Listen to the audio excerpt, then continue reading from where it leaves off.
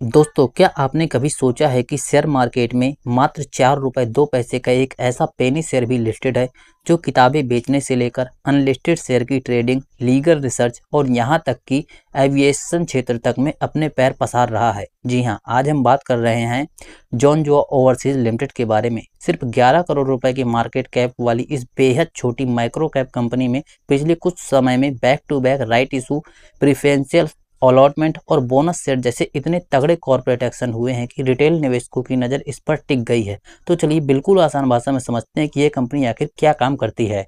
साल 1993 में इनकॉर्पोरेट हुई जॉनजुआ ओवरसीज लिमिटेड का बिजनेस मॉडल काफ़ी फैला हुआ और डाइवर्सिफाइड है।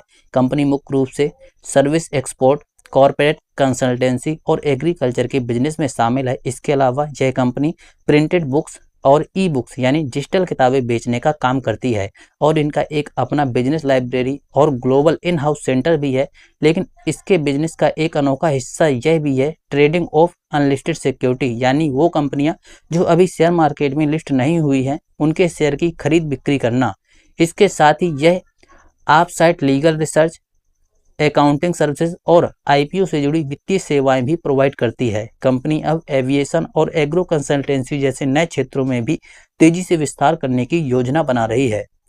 दोस्तों, अगर कंपनी के फाइनेंशियल ईयर 2025 के रिवेन्यू ब्रेकअप को देखें तो आपको एक बहुत ही दिलचस्प बात पता चलेगी। कंपनी को अपने कोर बिजनेस यानी प्रिंटेड बुक और ई बुक्स से केवल 35% का सेगमेंट रेवेन्यू मिला है, जबकि इसकी कमाई का सबसे बड़ा जरिया यानी करीब 60% हिस्सा अनलिस्टेड शेयर और सिक्योरिटी की बिक्री से आया है।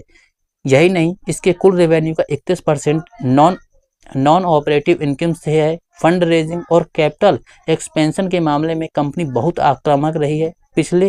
इन्होंने पिछले कुछ महीनों में अपनी ऑथराइज शेयर कैपिटल को 8 करोड़ से बढ़ाकर सीधे 50 करोड़ रुपए के आसपास कर दिया है। इस दौरान कंपनी ने कह सकते हैं 8 करोड़ रुपए का राइट इशू पूरा किया और लगभग 9 करोड़ रुपए का प्रेफरेंशियल इशू अलॉट किया और जून 2025 में अपने इन्वेस्टर के लिए 20:1 के रेशियो में बोनस शेयर देने की घोषणा की थी।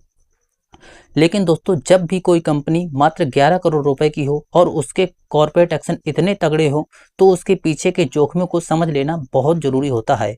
पहला बड़ा रिस्क यह है कि कंपनी ने हाल ही में अपनी ही 2 ग्रुप कंपनियों यानी एस जॉनजुआ एरो इंफ्रा और एस जॉनजुआ इनोवेटा एग्रो में किए गए अपने परमानेंट इन्वेस्टमेंट को स्टॉक एंड ट्रेड यानी बेचने वाले माल में कन्वर्ट कर दिया है। यह दिखाता है कि कंपनी अपने एसेट को लिक्विड या कैश में बदलने की कोशिश कर रही है। दूसरा बड़ा रेड फ्लैग, कंपनी का 60% रेवेन्यू अनलिस्टेड सिक्योरिटी की ट्रेडिंग पर निर्भर है, जो कि एक बेहद अनिश्चित और रिस्की बिजनेस है। साथ ही लगातार नए शेयर जारी होने और बोनस देने की वजह से भविष्य में इक्विटी बहुत ज़्यादा डाइल्यूट होने का खतरा है।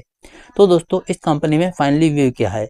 जॉनजुआ ओवरसीज लिमिटेड का बुक्स, लीगल रिसर्च और एविएशन जैसे सेक्टर्स में हाथ आजमाना और अपनी कैपिटल को कई गुना बढ़ाना सुनने में बहुत बड़ा विस्तार जरूर लगता है, लेकिन अनलिस्टेड शेयर की ट्रेडिंग पर इसकी भारी निर्भरता और नैनो कैप स्टॉक होने की वजह से लो लिक्विडिटी इसे एक अत्यधिक रिस्की और स्पेक्युलेटिव कैटेगरी का पेनी स्टॉक बनाती है। कोई भी निवेश